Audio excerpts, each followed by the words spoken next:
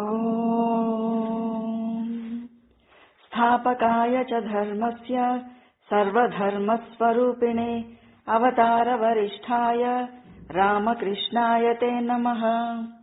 జననీం శారదాం దేవీం రామకృష్ణం జగద్గురుం పాదపద్మే తయో శ్రిత్వా ప్రణమామి ముహుర్ముహుః. నమః శ్రీయతిరాజాయ వివేకానందసూరయే సచ్చిత్సుఖస్వరూపాయ స్వామినే తాపహారిణే. గురుర్బ్రహ్మా గురుర్విష్ణుః గురుర్దేవో మహేశ్వరః గురు సాక్షాత్ పరం బ్రహ్మ తస్మై శ్రీ గురవే నమః. శ్రీమద్ వాల్మీకి రామాయణము అయోధ్యకాండలోని 21వ సర్గ నుంచి 30వ సర్గ వరకు కల అంశాలను ఈరోజు పరిశీలిద్దాం. శ్రీరాముల వారి జనని అయిన కౌసల్యాదేవి పరితపిస్తూ ఉండగా లక్ష్మణుడు దైన్యంతో సమయోచితంగా ఇలా పలికారట. ఓ పూజ్యురాలైన మాత, ఒక కఠినాత్మురాలి యొక్క మాటల్లో చిక్కుకొని రఘువీరుడు రాజ్యాధికారాన్ని త్యజించి వనాలకి వెళ్లడం నాకు కూడా సమ్మతం కాదు. మహారాజు వృద్ధుడు, పైగా విషయలోలుడై కామ వికారాలకి లోనై ఉన్నవాడు, బుద్ధి వైపరీత్యానికి గురై ఉన్నవాడు. కైకేయి యొక్క దుర్బోధలకు వసుడై ఉన్న మహారాజు ఎంతకంటే ఏం మాట్లాడగలడు? శ్రీరాముడు ఈ రాజ్యం నుంచి వనాలకు పంపించడానికి గల కారణమేది నాకు కనిపించడం లేదు. అతడు ఎలాంటి రాజద్రోహానికి ఒడగట్టలేదు, ఎలాంటి అపరాధం కూడా చెయ్యలేదు. శ్రీరాముడు దైవతుల్యుడు, త్రికరణ శుద్ధి కలవాడు, ఇంద్రియ నిగ్రహం కలవాడు, శత్రువులకు కూడా ప్రియమైన వాడే, ధర్మమూర్తి. ధర్మబుద్ధి కలవాడు ఎవరైనా కూడా ఇలాంటి గుణవంతుడైన పుత్రుణ్ణి నిష్కారణంగా ఇట్లా త్యజించి వేస్తారా అని చెప్తూ లక్ష్మణుడు రాముడి కేసు తిరిగి ఇలా అన్నారట. ఓ రఘునందన, ఈ వనవాస విషయం ఎవరికీ తెలియకముందే, లోకమంతటా పాకకముందే నా సహాయంతో ఈ రాజ్యాధికారాన్ని చేజెక్కించుకో. అన్నా, ధనుర్ధారినైన నేను నీ పక్కన నిలిచి ఉండగా, నీకు అండగా ఉండగా నిన్ను ఎదిరించగలవాడెవ్వడు? నీకు చెందిన ఈ రాజ్యాన్ని రాజు ఎవరి బలం చూసుకుని ఏ కారణంగా కైకేయికి కట్టబెట్టాలని చూస్తున్నాడు అని చెప్తూ మళ్ళా కౌసల్యమాత వైపుకు తిరిగి, ఓ తల్లి, అన్నయ్య అయిన శ్రీరాముడి పట్ల నిజంగా నాకు గల ప్రేమ అపారము. అతడు నాకు ప్రాణతుల్యుడు. నా ధనస్సు పైన దాన ధర్మాలు, దైవ సేవలు మొదలైన పవిత్ర కార్యాల మీద ఒట్టు పెట్టుకుని చెప్తున్నాను.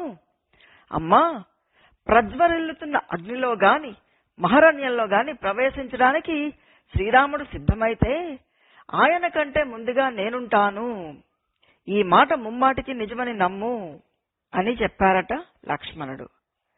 శ్రీరాముల వారి పట్ల గల ప్రేమ కారణంగానే లక్ష్మణుడు ఆవేశపూరితుడై ఇట్లా పలుకుతున్నారు. అంతేగాని ఆయన మాట్లాడవలసిన తీరు తెలియనివాడు కాదు, ధర్మాన్ని ఎరుగనివాడు కాదు, తండ్రిపైన భరతుడిపైన ఆదరాభిమానాలు లేనివాడు అంతకంటే కాదు. ఇలా రామభక్తి తత్పరుడైన లక్ష్మణుడు పలికిన మాటలు విన్న కౌసల్యామాత అంతులేని శోకంతో ఏడుస్తూ శ్రీరాముడితో ఇలా అన్నారట. నాయనా, నీ తమ్ముడైన లక్ష్మణుడు పలికిన మాటలు అన్నిటినీ నువ్వు విన్నావు కదా, ఇక నీ ఇష్టం వచ్చినట్టు నువ్వు చెయ్యి. నా సతి అయిన కైకేయి పలికిన అధర్మ వచనాలు విని శోకంతో ములిగి ఉన్న నన్ను ఇక్కడ ఇలా విడిచిపెట్టి అరణ్యాలకు వెళ్లడం అనేది యుక్తం కాదు. నీవు ధర్మాలను బాగా తెలిసిన వాడవి, ధర్మమూర్తివి. నువ్వు ధర్మాన్ని ఆచరింపదలుచుకుంటే ఇక్కడే ఉండి నన్ను సేవించు. ఆ విధంగా మాతృసేవా రూపంలో ఉత్తమ ధర్మాన్ని ఆచరించు. ఎందుకంటే లోకంలో అందరికంటే తల్లియే పూజ్యురాలు గనక. ఓ రామా, నువ్వు నా కళ్ళెదుట లేనప్పుడు నాకు సుఖమెక్కడిది? శోకంతో కుమిలిపోతూ ఉన్న నన్ను విడిచి నువ్వు వనాలకు వెళ్తే నేను ప్రాయోపవేశం చేస్తాను. ఎలా అంటే, నువ్విక్కడ లేకపోతే నేను జీవించలేను అంటూ దైన్యంతో విలపిస్తున్న కౌసల్యమాతను చూసి శ్రీరాముడు ఇలా అన్నారట. అమ్మా, తండ్రి ఆజ్ఞను జవదాటడానికి నేను అసక్తుడను. నీకు శిరసా ప్రణమిల్లుతున్నాను. నేను వనాలకు వెళ్లడానికి సిద్ధంగా ఉన్నాను. దయతోటి అనుమతించు. అమ్మా, ఈ లోకంలో ప్రతి వ్యక్తి కూడా పితృవాక్య పాలన చేసి తీరాల్సిందే. అందుకు విరుద్ధంగా నేనేమీ చేయడం లేదు.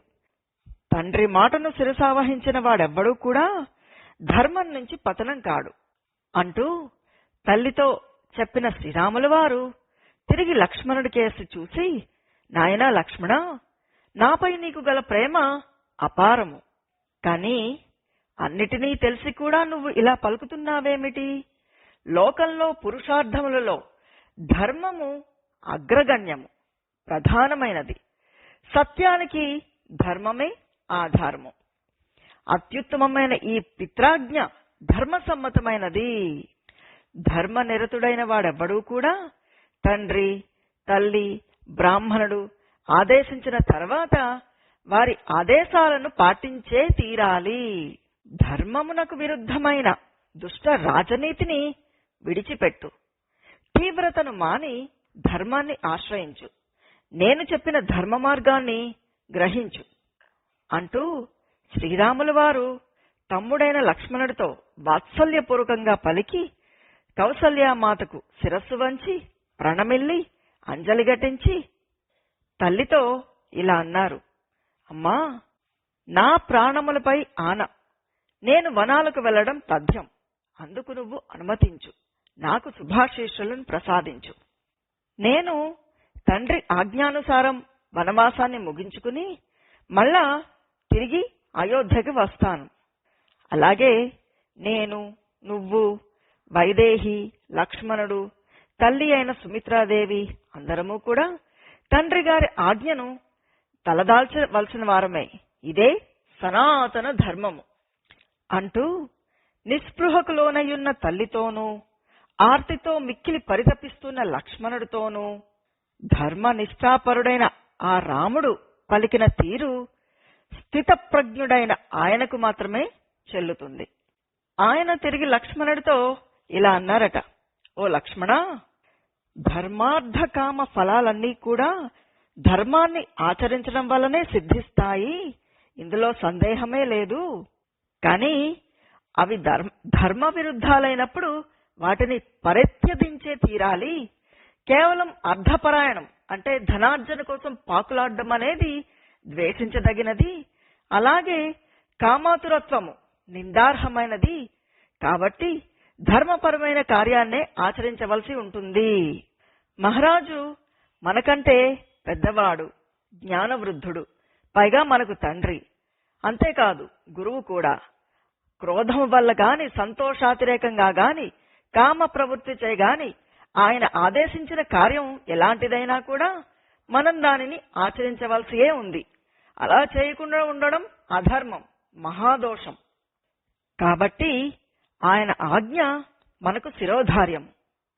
రాజ్యాధికారం కోసం మహాఫలస్వరూపమైన కీర్తి ప్రతిష్టలను పోగొట్టుకోలేను. జీవితం క్షణికం, ధర్మం శాశ్వతం.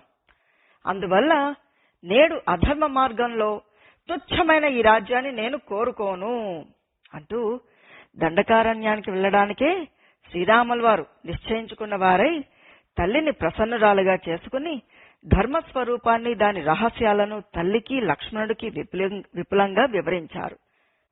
శ్రీరాముడి పట్టాభిషేకానికి విఘ్నం ఏర్పడిన కారణంగా సౌమిత్రి అసహనంతో ఊగిపోతూ ఉన్నారు.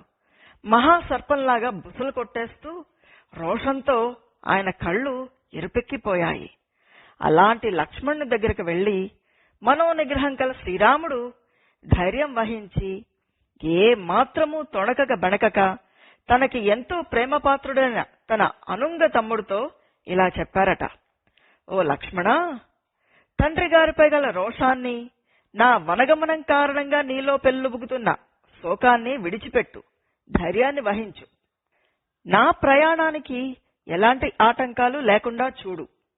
నేను తండ్రి ఇచ్చిన వరదానములకు కట్టుబడి ఉంటానో లేదో అని కైకేయి మాత మనసులో శంక, అకారణంగా భరతుడి యువరాజు పట్టాభిషేకం జరుగుతుందో లేదో అనే ఆమె దుఃఖము, ఈ శంకా దుఃఖాలకు చోటు లేకుండా చెయ్యి. ఎందుకంటే ఆమె మనస్సులో శంకల కారణంగా దుఃఖపడడం అనేది నేను ఒక్క క్షణం కూడా సహించలేను, ఉపేక్షించలేను. ఓ లక్ష్మణ, రాజ్యాధికారము నా చేతికి చిక్కినట్లే చిక్కి జారిపోవడము, నా వనవాస ప్రాప్తికి దైవమే కారణం. ఇందులో కైకేయి దోషము ఏమాత్రమూ లేదు. ఇది ముమ్మాటికి విధి విలాసమే. జనులకు కలిగేడి సుఖదుఖాలకు ఇతరులెవ్వరూ కూడా కారకులు కారు. అవి పరుల వలన కలుగుతున్నాయి అనుకోవడం సరికాదు. జనులకు ఈ సుఖదుఖాలను కలిగిస్తున్నది నేనే అని ఎవరైనా విర్రవీగడం అనేది దురహంకారమే. తాను చేసుకున్న సుకృత దుష్కృతాల వలన మాత్రమే వారికి అవి ప్రాప్తిస్తూ ఉంటాయి. విధి విలాసము ఊహించడం అలవి కానిది. అది మానవులకే కాదు, దేవతలకు కూడా నివారింప సఖ్యము కానిది. ఓ లక్ష్మణ, విధి నిర్ణయం ప్రకారం కర్మఫలాన్ని అనుభవించడం తప్ప ఆ దైవాన్ని నిగ్రహించే ఉపాయం ఏదీ లేదు. కనుక దైవాన్ని ఎదిరించడానికి ఎవరూ కూడా సాహసించకూడదు. సమస్త ప్రాణులకు కలిగే సుఖదుఖాలకు, శాంతి క్షోభలకు, లాభ నష్టాలకు, ఉత్పత్తి వినాశాలకు, జనన మరణాలకు కారణాలను ఊహించలేము. ఇవన్నీ కూడా విధి నిర్ణయాలే. ఈ విధమైన తాత్విక దృష్టితో నా మనస్సును నేను నిగ్రహించుకోవడం వలన నా పట్టాభిషేకం ఆగిపోయినా కూడా నాకు ఎలాంటి పరితాపము కలగడం లేదు. అందువల్ల నువ్వు కూడా నాలాగే పరితాపాన్ని త్యజించు. పట్టాభిషేకానికి సంబంధించిన ప్రక్రియలన్నీ కూడా వెంటనే నిలిపివేయి. ఓ లక్ష్మణ, నా పట్టాభిషేకం ఆగిపోవడానికి పినతల్లి అయిన కైకేయే కారణం అని తలచవద్దు. విధి ప్రేరణ చేతనే ఆమె అట్లా మాట్లాడింది. దైవశక్తి ఎలాంటిదో నువ్వు ఎరుగుదువు కదా అంటూ లక్ష్మణుడితో శ్రీరాములు ధర్మాచరణ ప్రాముఖ్యాన్ని గురించి పదే పదే చెప్తున్న మాటలను వినమ్రుడై లక్ష్మణుడు విన్నారట. ఆయన మనస్సు హర్ష దుఃఖాల మధ్య నలిగిపోతోంది. శ్రీరాముడు ధర్మానికి కట్టుబడి ఉన్నందువల్ల హర్షము, రాజ్యాన్ని పరిత్యజిస్తున్నందువల్ల దుఃఖము. ఈ రెండిటి మధ్య ఉగిసలాటకు గురైన ఆయన పుట్టలో ఉన్న మహాసర్పంలాగా రోషంతో బుసలు కొట్టారట. ఆయన రాముల వారితో ఇలా అన్నారట: ధర్మాత్ముడవైన ఓ రామా, లోకంలో ధర్మాన్ని అడ్డు పెట్టుకుని తమ తప్పులను కప్పిపుచ్చుకునే నైవంచకులు ఎందరో ఉన్నారు. వారిని గూర్చి నువ్వు ఎరుగవా? కైకేయి దశరథులు నీకు ద్రోహాన్ని తలపెట్టి నిన్ను అడవులకు పంపడానికై స్వార్థపూరితమైన పన్నాగాన్ని పన్నిన విషయం నువ్వు గుర్తించడం లేదా?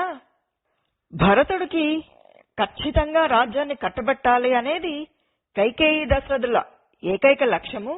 జ్యేష్ఠుడమైన నిన్ను కాదని భరతుడిని రాజ్యాభిషిక్తుడిని చేయడం అనేది లోకం సమ్మతించదు అని భావించి నీ పట్టాభిషేకాన్ని ప్రకటించి ఈ వరముల నెపంతో వనాలకు నిన్ను పంపడానికి, భరతుడికి రాజ్యాన్ని అప్పగించడానికి ఆ ఇద్దరూ కలిసిన పన్నాగమిది.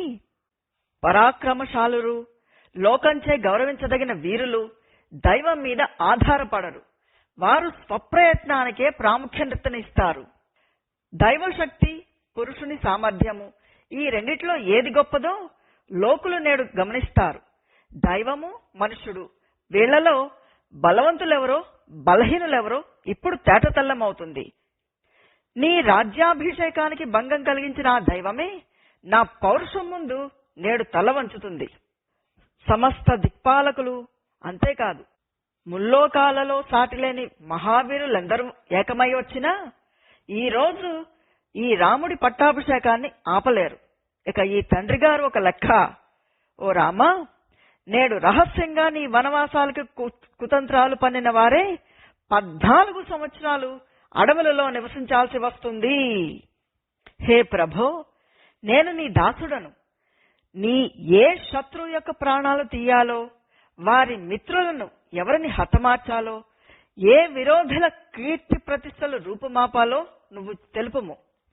ఈ భూమండలం నీ వశమవడానికి నేను ఏమి చెయ్యాలో శాసించుము అంటూ పలికిన లక్ష్మణుడి మాటలలో వాడి వేడి కనిపిస్తూ ఉన్నా అవన్నీ కూడా రామభక్తి కారణంగా ప్రకటితమైనవే. శ్రీరాముల వారంటే సౌమిత్రికి పంచప్రాణాలు. ఆయనకు ఏ కొంచెం నొప్పి కలిగినా అతడు తట్టుకోలేడు. ఇలాంటి లక్ష్మణుడు శ్రీరాముడి పట్టాభిషేకము భంగమవుతూ ఉండగా చూసి ఎలా ఓర్చుకోగలడు? అందుకే అతడు ఇలా మాట్లాడుతూ ఉన్నాడు. దీనిని బట్టి లక్ష్మణుడికి శ్రీరాముడిపై గల అపారమైన భక్తి వెల్లడవుతోంది. ఇక్కడ శ్రీరామకృష్ణ కథామృతంలోని ఒక శ్రీరామకృష్ణుడు చెప్పిన ఒక ఎగ్జాంపుల్ నాకు గుర్తొస్తోంది.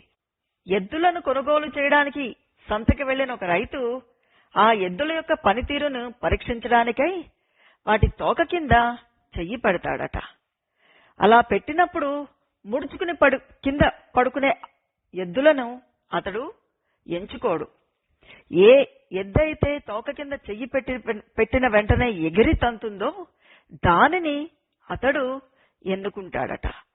అలాగే భగవంతుడు కూడా భక్తి పేరుతో అతి సౌమ్యతను చూపిస్తూ తమ బలహీనతలకు భక్తి అనే పేరు పెట్టే వాళ్ల పట్ల భగవంతుడు ఉదాసీనులై ఉంటారట. ఎవరైతే భగవంతుడి కోసం తమ ప్రాణాలను సైతం లెక్క చేయక దేన్నైనా ఎదుర్కోవడానికి సిద్ధపడి ఉంటారో వారి పట్లే భగవంతుడి యొక్క అనుగ్రహం ఉంటుంది అని చెప్తారు మన శ్రీరామకృష్ణుల వారు.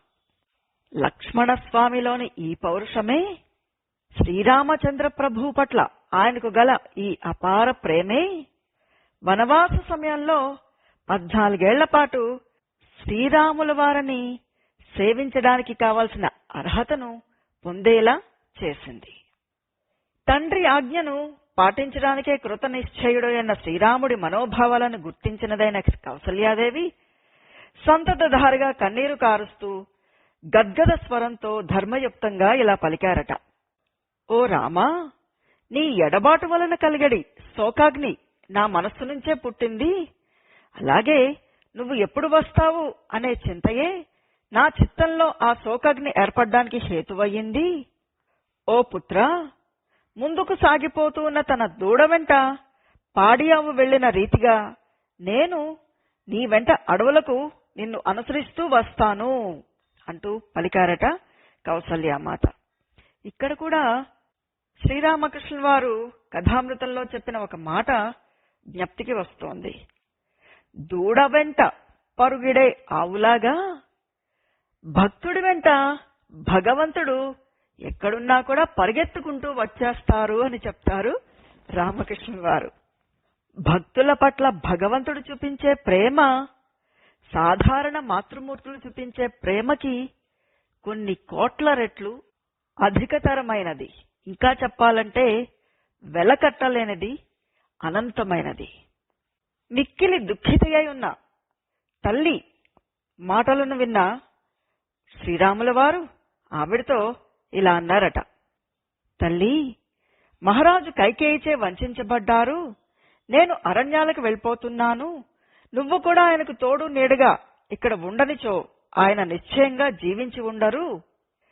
జీవిత పర్యంతము స్త్రీకి పతియే దైవము. నేను అయోధ్యను వీడి వెళ్లిన తర్వాత రాజు పుత్రశోకంతో పరితపించకుండా నువ్వే ఆయనను జాగ్రత్తగా ఆదుకోవాల్సి ఉంటుంది.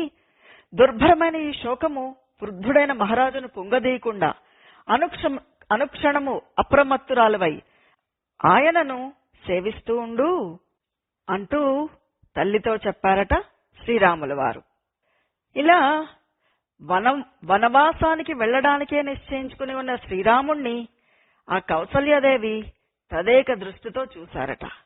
ఆయనకు శుభ పరంపరలను కోరుతూ ఆవిడ శుభలక్షణ సంపన్నుడైన శ్రీరాముణ్ణి సాదరంగా ఆశీర్వదించారు. కౌసల్యాదేవి రాముల వారితో ఇంకా ఇలా అన్నారట. ఓ రఘురామా, ఇప్పుడు నిన్ను ఆపడం ఇంకా అసాధ్యము. వెళ్ళిరా. శీఘ్రంగా 14 సంవత్సరాలు ముగిసిన వెంటనే మరలిరా. సత్పురుషుల మార్గంలో ప్రవర్తించు. నువ్వు అనుసరించే ధర్మమే నిన్ను నిరంతరం కాపాడుతుంది. నీచే ప్రణతులు అందుకున్న దేవతలు మహర్షులు నిన్ను రక్షించుదురుగాక. ధీశాలి అయిన విశ్వామిత్ర మహర్షి నీకు ఒసగిన అస్త్రాలన్నీ కూడా సద్గుణ సంపన్నుడైన నిన్ను సర్వదా ఆదుకొనుచుండుగాక. నువ్వు చేసిన మాతాపితృల సేవలు, నీ సత్యబలము నీకు రక్షగా ఉంటుంది. సమస్త దేవీదేవతలు నిన్ను రక్షించుదురుగాక. సర్వలోకములకు ప్రభువైన పరమశివుడు, సృష్టికర్తయైన బ్రహ్మ, సమస్త ప్రాణులకు పోషకుడు అయిన నారాయణుడు, అలాగే ఋషులు వనవాస సమయంలో నీకు రక్షకులై ఉందురుగాక అని చెప్తూ శ్రీరామునకు శుభ పరంపరలు చేకూరడానికి కౌసల్యాదేవి బ్రాహ్మణోత్తములచే అగ్నిని ప్రతిష్ఠింపచేసి విద్యుక్తంగా హోమాలను ఆచరించారు. సకల కార్య సిద్ధిప్రదమైన విశల్యకరణి అనే ఔషధితో తనయుడికి రక్షాబంధనం ఉనర్చారు. సందర్భశుద్ధిగా పవిత్ర మంత్రాలను జపించారు. మనస్సులో ఎంతో దుఃఖం అలముకొని ఉన్నా కూడా దానిని కనిపించనివ్వకుండా శ్రీరాముడి తృప్తి కోసమై బయటకు సంతోషాన్ని ప్రకటిస్తూ తొట్రపాడుతో ఆవిడ తన తనయుడని హృదయానికి హత్తుకుంటూ, నాయనా, సఫల మనోరథుడివై సుఖంగా వెళ్ళిరా అంటూ ఆప్యాయంగా చెప్పారట. ధర్మ మార్గానువర్తనుడైన శ్రీరాముడు తల్లి కౌసల్యాదేవి నుంచి మంగళాశీస్సులను స్వీకరించి ఆవిడకు ప్రణమిల్లి వనవాస నిమిత్తమై అక్కడి నుంచి బయలుదేరారు. తారుమారైన ఆ విచిత్ర పరిస్థితుల్లో సద్గుణాల పెన్నిధి అయిన శ్రీరాముణ్ణి చూసి ప్రజల హృదయాలు చాలా మదనపడ్డాయి. శ్రీరామ పట్టాభిషేకార్థం ఉపవాసాది నియమాలను పాటిస్తూ ఉన్న విదేహనందిని అయిన సీతాదేవికి ఈ విషయాలన్నీ, అంటే యువరాజ పట్టాభిషేకం ఆగిపోవడము, శ్రీరాముడు వనవాసానికై బయలుదేరడము మొదలైనవి ఏమాత్రమూ తెలియవు. కనుక ఆమె తన హృదయంలో పట్టాభిషేకం జరగబోతున్నట్లుగానే భావిస్తూ ఉన్నారు. పట్టాభిషేక మహోత్సవాన్ని పురస్కరించుకుని కర్తవ్యాలను, రాజధర్మాలను బాగా తెలిసినట్టి సీతాదేవి శ్రద్ధతో స్వయంగా దైవ సేవలను పూర్తి చేశారు. అనంతరం ఆవిడ తమ భర్త రాకకై ఎంతో సంతోషంతో నిరీక్షిస్తూ ఉన్నారు. ఇంతలో శ్రీరాముడు తన మందిరంలో ప్రవేశించారు. ఆ భవనం చక్కగా అలంకరించబడి ఉంది. అక్కడ చేరిన జనులంతా కూడా సంతోషంతో మురిసిపోతూ ఉన్నారు. శ్రీరాముడు మాత్రం కొద్దిగా లజ్జతో అవనత ముఖుడై ఉన్నారు. ఇలా సంతాపంతో చింతానిమగ్నుడయ్యున్నట్లు కనబడుతున్న తన భర్తను చూసి సీతాదేవి చాలా చలించిపోయారట. అలాంటి స్థితిలోనున్న పతిని చూసి సీతామాత పరితపిస్తూ, స్వామి, ఈ శుభ సమయంలో మీ విచారానికి కారణమేమిటి అంటూ ప్రశ్నించారు. ఎక్కువ విధాలుగా పరితాపవచనాలను పలుకుతున్న సీతాదేవితో శ్రీరాముల వారు, సీత, పూజ్యుడైన తండ్రి గారు నన్ను వనాలకు పంపబోతున్నారు. సత్యసంధుడైన మా తండ్రి దశరథ మహారాజు పూర్వము కైకేయి మాతకు 2 వరాలను ఇచ్చి ఉన్నారు. రాజుగారి ఆదేశంపై నేడు నా యువరాజ పట్టాభిషేకానికి తగిన సన్నాహాలు పూర్తి చేయబడ్డాయి. ఇంతలో ఆమె లోగడ నాకు చేసిన 2 వరాల్ని ఇవ్వండి అంటూ రాజును ఒత్తిడి చేసింది. ధర్మం నెపంతో ఆయనను తన మాటకు కట్టుబడి ఉండేట్లుగా చేసింది. మా తండ్రి అయిన దశరథ మహారాజు ఆమె మాటకు కట్టుబడి భరతుడు యువరాజుగా పట్టాభిషిక్తుడయ్యేట్లుగాను, నేను దండకారణ్యాలలో 14 సంవత్సరాలు వనవాసం చేసేట్లుగాను ఆదేశించారు. రాజాజ్ఞను తలదాల్చి నేను నిర్జన అరణ్యాలకు బయలుదేరుతూ నిన్ను చూడగోరి వచ్చాను. భరతుడు సమీపంలో ఎప్పుడూ కూడా నన్ను ప్రశంసించవలదు. సంపదలు, అధికారం గల పురుషులు తమ ఎదుట ఇతరులను ప్రశంసించినచో సహించలేరు. కాబట్టి భరతుడి ముందు నా గుణగణాలను గూర్చి ప్రస్తావించరాదు సుమా. ఓ సీత, నీవు భరతుని విచారణలో సాధారణ బంధురీతిలోనే మసలుకో. ఊర్మిళ, శృతికీర్తిల కంటే మించి మర్యాదలను నీవు ఆశించవద్దు. తోడివారి మధ్య అనుకూలవతియే మెలుగు. మహారాజు వంశపరంపరగా వస్తున్న ఈ రాజ్యం యొక్క యువరాజాధికారము భరతుడికి ఇచ్చివేశారు. కాబట్టి ఓ వైదేహి, యువరాజైన భరతుడి ఎడ్ల విశేషించి మహారాజు గారి పట్ల ఆదరంతో ప్రవర్తించు. మా తల్లి కౌసల్యాదేవి కడు వృద్ధురాలు. పైగా నేను ఆవిడ దగ్గర లేనందువల్ల ఆవిడ సంతాపానికి గురి అవుతుంది. ధర్మజ్ఞురాలవైన నువ్వు నేను లేని లోటును రానివ్వకుండా ఆమెను ఓదారుస్తూ సేవిస్తూ ఉండు. నీ సతీ ధర్మాన్ని పాటించుచు వ్రతంలో నిరతురాలువై ఉండు. యువరాజైన భరతుడికి అనుకూలంగా ప్రవర్తించుచు నువ్వు ఇక్కడనే ఉండు. ప్రియమైన ఓ సీత, నేను దండకారణ్యానికి వెళ్తాను. నీవు ఈ అయోధ్యలోనే ఉండు. ఎవ్వరికీ అప్రియం కలిగించకుండా, ఎవ్వరినీ నొప్పించకుండా నా ఈ మాటలను పాటించు అని చెప్పారట శ్రీరాముల వారు సీతామాతో. సీతాదేవి సహజంగానే ప్రియభాషిణి. అంతేకాదు, ఆమె పతి యొక్క ప్రేమకు ఎంతో పాత్రురాలు. శ్రీరాముడి మాటలు ఆమెకు అప్రియాలయ్యున్నా తన మనస్సును ఎంతగానో నొప్పించడం చేత చాలా క్రుద్ధి అయి కూడా ఆయనపై గల ప్రేమ కారణంగా ఆమె తన భర్తతో ఇలా అన్నారట, ఓ రామా, ఇదేమిటి ఇంత పేలవంగా ఇలా అర్ధరహితమైన మాటలు పలుకుతున్నారు? ఇంతకు ముందెప్పుడు కూడా ఇలాంటి మాటలు మీ నోటి నుంచి వచ్చి ఉండలేదు. రాజకుమారులైన మీరు ఇలా పలకడం తగదు. మీ మాటలు ఒక స్త్రీనైన నాకు నవ్వు పుట్టిస్తున్నాయి. ఓ నరోత్తమా, మీరు పలికిన ఈ వచనాలు శస్త్రాస్త్ర విధులు వీరులైన రాజకుమారులు పలకదగినవి కానే కాదు. పైగా వారికి అప్రతిష్టను తెచ్చిపెడతాయి. కాబట్టి ఇవ వినదగినవి, పాటించదగినవి కాదు. ఓ ఆర్యపుత్ర, తండ్రి, తల్లి, సోదరులు, పుత్రులు, అలాగే కోడలు మొదలైన వారందరూ కూడా తాము చేసుకున్న పాపపుణ్య కర్మల ఫలాలను తప్పక పొందుతారు. తమ తమ శుభాశుభ కర్మ ఫలాలను వారే అనుభవించాలి గాని ఇతరులు కాదు. భార్య భర్తకు అర్ధాంగి. కాబట్టి భర్త యొక్క భాగ్య ఫలాలు పొందడానికి భార్య కూడా అర్హురాలి. అందువల్ల వనాలలో నివసించుమోని మహారాజు మీకు ఇచ్చిన ఆదేశము మీ భార్యనైన నాకు కూడా వర్తిస్తుంది. కాబట్టి మీతో కలిసి నేను కూడా వనవాసం చేయవలసి ఉంది. ఆ అరణ్యాలలో నేను మీకంటే ముందు భాగంలో నడుస్తూ దర్భలను, కంటకములను అంటే ముళ్లను తొలగిస్తూ మీ మార్గాన్ని చదునుపరుస్తూ సుగమం చేస్తాను అని చెప్పారు సీతామాత. ఈ కంటకాలను తొలగించుచు అనడంలో విజ్ఞులు ఒక విశేషాన్ని తెలిపి ఉన్నారట. అంటే దీని అర్థము, స్వామి, మీకంటే ముందుగా నేను లంకకు చేరి లోకకంటకుడైన రావణాసురుణ్ణి తుదముట్టించడానికై మీ మార్గాన్ని సుగమం ఉనరుస్తాను అని ఇందులోని విశేషం. సీతమ్మవారు ఇంకా ఇలా అన్నారట, నాథా, భర్తతో కలిసి మసలుకొనే విషయంలో మా తల్లిదండ్రులు నాకు చక్కగా బోధ చేసి ఉన్నారు.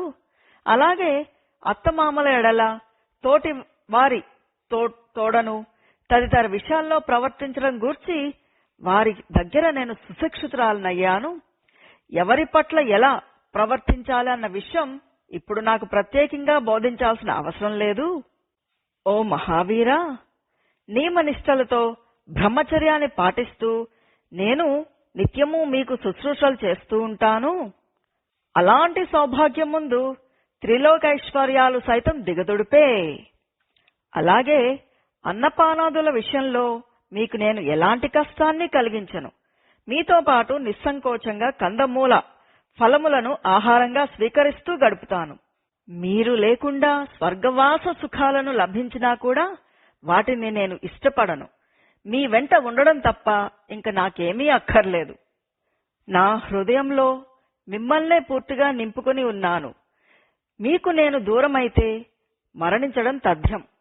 నా ప్రార్థనను మన్నించి నన్ను మీ వెంట తీసుకుని వెళ్ళండి. నేనక్కడి మీకు ఏ విధంగానూ భారము కాను అంటూ చెప్పారట సీతాదేవి. సీతాదేవి పలుకులు ధర్మసమ్మతాలేనని తెలిసి కూడా ధర్మవత్సలుడైన శ్రీరాముడు ఆవిడపై గల ప్రేమ కారణంగా వనాలలో సంభవించే కష్టాలను గూర్చి ఆలోచిస్తూ ఆమెను తన వెంట తీసుకుని వెళ్ళడానికి సిద్ధపడకుండా ఉన్నారు. అంతటా ఆ ధర్మాత్ముడు కన్నీరు మున్నీరుగా వెలిపిస్తున్న ఆమెను ఓదారుస్తూ ఆమె వనవాస సంకల్పాన్ని మార్చడానికి ఎన్నో విధాలుగా నచ్చచెప్పారట. ఓ సీత, నా వెంట వనములకు రావాలననే నీ సంకల్పాన్ని విడిచిపెట్టుము. దుర్గమారణ్యాల్లోని జీవితము చాలా కష్టాలతో కూడుకున్నది. సింహాలు, పెద్ద పులులు మొదలైన క్రూర మృగాలు మనల్ని చూసి చంపడానికి వచ్చి మీద పడుతూ ఉంటాయి. అడవులలోని నదులన్నీ కూడా ముసళ్లతోనూ బురదతోనూ నిండి దాటడానికి వీలు లేకుండా ఉంటుంది. అక్కడ మొదటేనుగులు స్వేచ్ఛగా తిరుగాడుతూ భయాన్ని గొలుపుతూ ఉంటాయి. అరణ్యములు కష్టాలకు అలవాలాలు. అక్కడ హంసతూలికా తల్పములుండవు. నేల మీదే పరుండవలసి ఉంటుంది. పండిరాలిన ఆకులపైనే శయనించాలి. రాత్రులయందే విశ్రాంతికి అవకాశం దొరుకుతుంది. కాబట్టి వనవాసము దుఃఖపూరితము. షడ్రశోపేతమైన భోజన పదార్థాలుండవు. చెట్ల నుండి రాలిన పళ్లను మాత్రమే భుజించాల్సి ఉంటుంది. వివిధ ఆకారాలు గల పెక్కు విషసర్పాలు బుసలు కొడుతూ అక్కడి నేలపై అనుక్షణము తిరుగాడుతూ ఉంటాయి. వాటిని తట్టుకొనడం ఎంతైనా కష్టం. అడవులలోని ముళ్ల చెట్లు, మొనదేరిన దర్భలు, రెల్లుగడ్డి మొదలైన వాటి వల్ల కలిగే కష్టాలకి అంతే లేదు. సుకుమారివైన నీకు దుర్భరమైన వన జీవితం ఏమాత్రం తగదు. అందువల్ల నీవు వన గమనాభిలాషను విడనాడడమే మంచిది అంటూ శ్రీరామచంద్రుడు పలికిన సాంత్వన వచనాలను విని సీతాదేవి చాలా దుఃఖితయ్యి కన్నీరు కారుస్తూ తిన్నగా ఆయనతో తిరిగి ఈ విధంగా అన్నారట. ఓ నాథ, ఇంతవరకు మీరు వనవాసంలో తటస్థించే చాలా కష్ట నష్టాలను గూర్చి రకరకాలుగా వివరించి చెప్పారు. నిజమే, కానీ ప్రేమపూర్ణమైన మీ సాహచర్య ప్రభావంతో అవన్నీ కూడా నాకు సుఖావహములే అవుతాయి. వాటినన్నిటినీ మీ కృపతో నేను అవలీలగా అధిగమిస్తాను. మీరు చెప్పినట్లుగా వనములో సంచరిస్తూ ఉన్న సమయంలో క్రూర మృగాలు మనకు ఎదురవ్వచ్చు. కానీ అవన్నీ కూడా ఇంతకు ముందెప్పుడూ మిమ్మల్ని చూసి ఉండనందువల్ల మీ రూపాన్ని చూసిన వెంటనే భయంతో తొలగి పారిపోతాయి. మా తండ్రి జనకుడు కన్యాదాన సమయంలో నన్ను మీకు సహధర్మచారిణిగా అప్పగించారు. కాబట్టి నేను మీతో కూడా చరించుటకై వనములకు వచ్చుటయే ధర్మం. అంతేకాదు, ఆలుమగల బంధం విడదీయరానిది. అందువల్ల దశరథ మహారాజు వనవాసానికై మీకు ఇచ్చిన ఆదేశం నాకు కూడా వర్తిస్తుంది. మీకు దూరంగా ఇక్కడే ఉండవలసి వచ్చినచో నేను నా జీవితాన్ని చాలించడమే యుక్తము. నేను మీ రక్షణలో మీ చెంతనుండగా మహాశక్తి సంపన్నుడు, దేవతలకు ప్రభువు అయిన మహేంద్రుడు సైతము నాకు ఎలాంటి హాని తలపెట్టలేడు. అంతేకాదు, మరి ఒక విషయాన్ని కూడా తెలుపుతాను. మా జనకుడు ఇంటిలోనుండగా దైవజ్ఞులైన బ్రాహ్మణోత్తములు ఈ జానకి వనవాసము తప్పదు అంటూ పలకడం నేను వినియున్నాను. ఇంకను సాముద్రిక శాస్త్రజ్ఞులైన బ్రాహ్మణులు ఈమె వనవాస జీవితంలో ఉత్సాహము గలది అని చెప్పగా నేను విని ఉన్నాను. అది సత్యము. ఓ నాథ, నా వనవాస విషయంలో బ్రాహ్మణోత్తములు పలికిన శాస్త్ర ప్రమాణ వచనాలు ఏదైనా ఒకరోజు నిజం కావాల్సే ఉన్నది. కాబట్టి నేను మీతో కూడా వనాలకు వచ్చుచున్నాను. మా తండ్రి జనకుడు దానజలపూర్వకంగా నన్ను నీకు ధారపోశారు. నేను సౌశీల్యవతిని, పతిసేవా పరాయణను, నీకు అర్ధాంగని. అలాంటి నన్ను మీ వెంట తీసుకుని పోవుటకు ఎందుకు ఇష్టపడడం లేదు? నేను మీ యందు భక్తి శ్రద్ధలు గలదానను, పతివ్రతను. నేను మీ వెంట వచ్చుటకై దీనురాలనే వేడుకుంటున్నాను. మీ సుఖదుఖాలలో భాగస్వామిని. ఓ కాకుత్స్థ, వనవాస సమయంలో కష్టసుఖాలు రెండిటినీ కూడా నేను సమానంగానే భావిస్తాను. అలాంటి నన్ను మీ వెంట తీసుకుని వెళ్లడమే సముచితము అంటూ సీతాదేవి ఎన్ని విధాలుగా బ్రతిమిలాడినను మహాబాహువైన శ్రీరాముడు ఆమెను నిర్జన అరణ్యాలకు తీసుకుని పోవడానికి సమ్మతించలేదు. శ్రీరాముడు ఎంతగా ఓదార్చినా కూడా జనకపుత్రి అయిన సీతాదేవి దానికి సమ్మతింపక తన వనవాస విషయమై భర్తతో మళ్ళా ఇట్లా చెప్పారట. ఓ రామా, మీరు నన్ను ఇక్కడనే విడిచిపెట్టి వనవాసానికి వెళ్ళినట్లు మా తండ్రి అయిన జనక మహారాజుకు తెలిస్తే నా అల్లుడు ఆకారంలో పురుషుడయి కూడా స్వభావం చేత స్త్రీ అని మీ గురించి తలుస్తారో ఏమో. రాముడు పరాక్రమహీనుడు అని లోకులు భావించవచ్చేమో. అటువంటి మాటలు నాకు చాలా బాధాకరము. ఓ రామా, నేను మీ ఆజ్ఞలకు ఆధీనురాలను. నేను ఏ విధంగానూ కూడా వంశానికి అపకీర్తి తెచ్చడిదానని కాదు. మనసులో నిరంతరము నిన్నే ధ్యానిస్తూ ఉన్నాను. నిన్ను తప్ప మరి ఒక పురుషుణ్ణి గూర్చి తలంపను. కాబట్టి నీ వెంట వనానికి వస్తాను. ధర్మజ్ఞుడవైన నీవు నన్ను నీ వెంట తీసుకుని వెళ్లకుండా ఒంటరిగా వనాలకు వెళ్లడం ఏమాత్రం తగదు. నేను నీ నీడను. తపశ్చర్యకైనా వనవాసానికైనా చివరకు స్వర్గగమనానికైనా నేను నీ వెంటే ఉంటాను. నీ అడుగుజాడలలో వనాలలో సంచరిస్తూ ఉన్నప్పుడు నాకు మార్గాయాసం ఏమాత్రం కలగదు. నీ తోడి విహారశయనాదులందే సుఖం కలదు. వనవాసంలో నీకేమాత్రమూ ప్రతికూలంగా మసలుకోను. నా నిమిత్తమై నువ్వేమీ కష్టపడవలసిన అవసరం లేదు. నేను నీకు ఏ విధంగానూ భారం కాను. ఓ నాథా, నీతో కూడి అరణ్యంలో ఉన్నా కూడా అది నాకు స్వర్గమే. నీకు దూరంగా రాజభవనంలో ఉన్నా కూడా అది నాకు నరకమే. మనస్ఫూర్తిగా పలుకుతున్న ఈ నా మాటలు నమ్మి నన్ను మిక్కిలి అనురాగంతో మీ వెంట తీసుకుని పొమ్ము. స్వామి, మీకు దూరమై ఈ విరహబాధను ఒక్క క్షణకాలమైనా కూడా భరించలేను. ఇక దుర్భర దుఃఖంతో 14 సంవత్సరాలు ఎలా గడపగలను అంటూ సీతాదేవి అత్యంత దీనంగా చాలాసేపు విలపించి శోక సంతప్తయై పతిని గాఢంగా కౌగిలించుకుని బిగ్గరగా వెక్కి వెక్కి ఏడ్చారట. అంతటా శ్రీరాముడు దుఃఖంతో వివశయ్యున్న ఆ సీతాదేవిని తన కౌగిట చేర్చుకుని బాగా ఓదారుస్తూ ఆవిడతో ఇలా అన్నారట. ఓ దేవి, నీ దుఃఖానికి హేతువైనచో స్వర్గం కూడా నాకు రుచించదు. బ్రహ్మదేవుని వలె నేను కూడా ఎవ్వరికీ ఏమాత్రమూ భయపడను. ఓ సుందరి, అరణ్యాల్లో నిన్ను కాపాడడానికి నేను సర్వవిధాలా శక్తి గలవాడినే. అయినా కూడా వనవాస విషయంలో నీ మనసులోని అభిప్రాయాన్ని పూర్తిగా గుర్తింపనందున నేనందుకు సుముఖత చూపకుండా ఉన్నాను.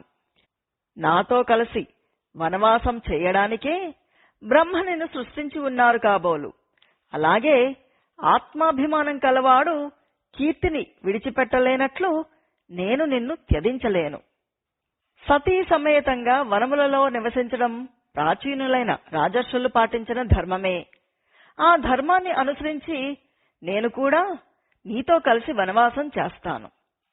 ఓ జానకి, మా తండ్రి యొక్క సత్యవాక్ పరిపాలనమే నన్ను అడవులకు నడిపిస్తున్నది. కాబట్టి నేను వనవాసాలకు వెళ్లకుండా ఉండడమనేది ఎలాంటి పరిస్థితుల్లోనూ సంభవం కాదు. వెళ్లే తీరాల్సి ఉంటుంది. తల్లిదండ్రులకు విధేయుడనై వారి ఆజ్ఞలను పాలించడమే నా ధర్మం. అందువల్ల నా బొందిలో ప్రాణమున్నంత వరకు ఆ ధర్మాన్ని అతిక్రమించను. ప్రత్యక్ష దైవస్వరూపాలై ఎదుటనున్న తల్లిదండ్రులను గురువును కాదని ఎదుటలేని దైవాన్ని పెక్కు రీతిల్లో ఆరాధించడం ఎట్లు? అంతేకాదు, తల్లి, తండ్రి, గురువు ఈ ముగ్గురు కూడా ముల్లోకాలకు ప్రతినిధులు. వీరికి శుశ్రూషలు వరచినచో ముల్లోకాల్లోని సమస్త దేవతలను ఆరాధించిన ఫలితాలు లభిస్తాయి. ఈ త్రయముతో సరితూగగలది, పవిత్రమైనది మరి ఒకటి ఈ లోకంలో లేనేలేదు. ఈ ముగ్గురి సేవ పవిత్రము, అంటే సంసార బాధా నివారకము. కాబట్టి మాతాపితృ గురువులను ఆరాధించడమే, సేవలనొచ్చడమే ఉత్తమోత్తమ ధర్మం.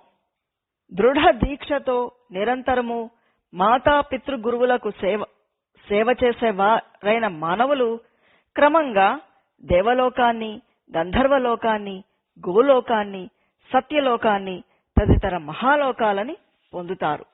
ఓ సీత, నీవు నాతో వనాలకు రావడానికై తీసుకున్న దృఢ నిర్ణయము మన ఉభయ వంశాలకు అన్ని విధాలుగా తగినది. ఓ సుందరి, వనవాస ప్రయాణానికి ముందుగా ఆచరించవలసిన దానాది క్రియలను ప్రారంభించు. యథార్థంగా నీవు నా వెంట లేకపోతే స్వర్గం కూడా నాకు రుచించదు. ఓ సాధ్వి, బ్రాహ్మణోత్తములకు రత్నాభరణాలను దానము చేయి. అర్ధులై వచ్చిన యాచకులను అన్నపానాదులతో తృప్తిపరచు. త్వరపడు, అలసించకు. ఓ సీత, మనిద్దరికీ సంబంధించిన మిక్కిలి విలువైన నగలను, అమూల్యమైన పట్టు పీతాంబరాలను, వెండి బంగారాలతో నిర్మితములై మనోహరములైన క్రీడా పరికరములను, మంచములను, తల్పములను, వాహనాలను, ఇంకా తదితరమైన వస్తువులను బ్రాహ్మణులకు ఒసగిన పిమ్మట దాసదాసీజనులకు ఇచ్చివేయి అంటూ చెప్పారు శ్రీరాముల వారు సీతాదేవికి. అంతటా సీతాదేవి తన వన గమనానికి భర్త అనుకూలుడై ఉన్నట్లు తెలుసుకుని ఎంతో సంతోషపడ్డారు. వెంటనే ఆమె దాన ధర్మాలకు ఉపక్రమించారు. వాసికెక్కిన సీతాదేవి పతి యొక్క ఆమోదవచనాలకు సంతోషంతో మిగుల పొంగిపోయినదై ధనధాన్యాలను, రత్నరాశులను ధార్మికులకు నిండు మనసుతో దానమొసగారు. హరి ఓం తత్సత్. శ్రీరామకృష్ణార్పణమస్తు.